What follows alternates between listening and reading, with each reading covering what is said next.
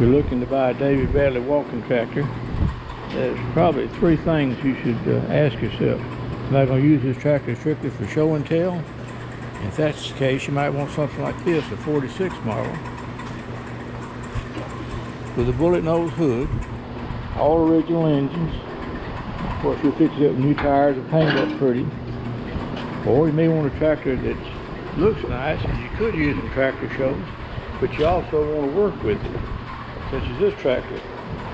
This tractor came with one of two engines. It came with either a Briggs & Stratton, such as this one, or it came with a Continental engine, such as this one. This Continental engine I bought used. It was used to spray mosquitoes. This piece here fastened to the exhaust, and DDT was pumped in here and sprayed through the neighborhood late at night. It would run through there and fog the place, probably on the back of a pickup truck. Now, if you're going to be using this tractor, you might want to change the engine out to something like this little Harbor Freight 3-horse motor. They call it 3-horse. I don't believe it's quite that much, but it's got a pull start, a lot easier to fool with than the old engines. And the third reason you might want to buy one of these tractors is you don't care about how it looks, you want one to use. This is a later model engine that didn't come with hoods. The hoods had one purpose only. The hoods were sales appeal. They were called stylized hoods or bullet nose tractor hoods. A lot of the real tractors had hoods something like this on to make them look pretty, make them sell better. And David Bradley did the same thing. They wanted their tractor to sell good, so they put a hood on it. It didn't protect anything because later on they went without the hood. It was no protection. You put this in the hood in the shed when you got through with it. Now this had like a 5.5 horse Briggs engine on it, and the hood just wouldn't fit over the engine anyway. If you're looking to buy one of these tractors, later model ones had a 2-piece handlebars. The early tractors, I don't know if you can see it or not, had a 1-piece handlebar that ran all the way down.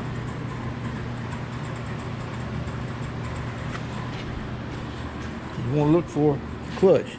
Of course, the later models all had the ball lock clutches, such as this one. You want to make sure it works. Make sure all the parts are there to it.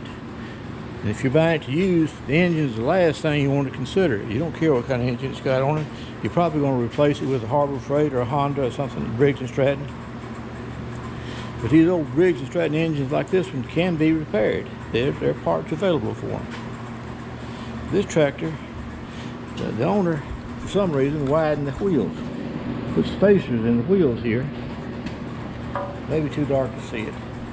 But to make it wider. Maybe he's running between rows, wider rows. This also has truck tires on it.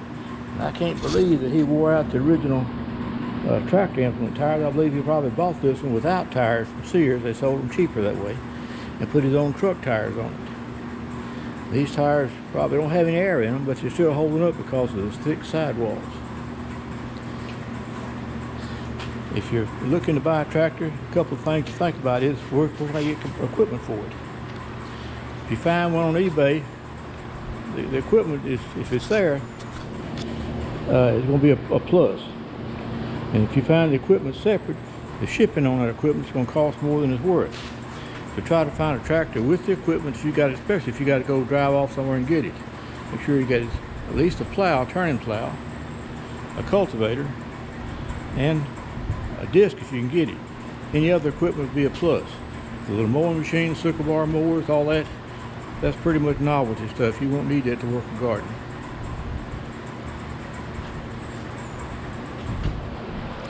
Later on, Sears started putting the Wisconsin engines on their tractors. This is 6 horsepower. It's not off a tractor, but it's similar to the engine they put on there. Wisconsin's engines were a premium. They cost more. They're better made engines. This one is probably 75, 80 years old, and it's still running good.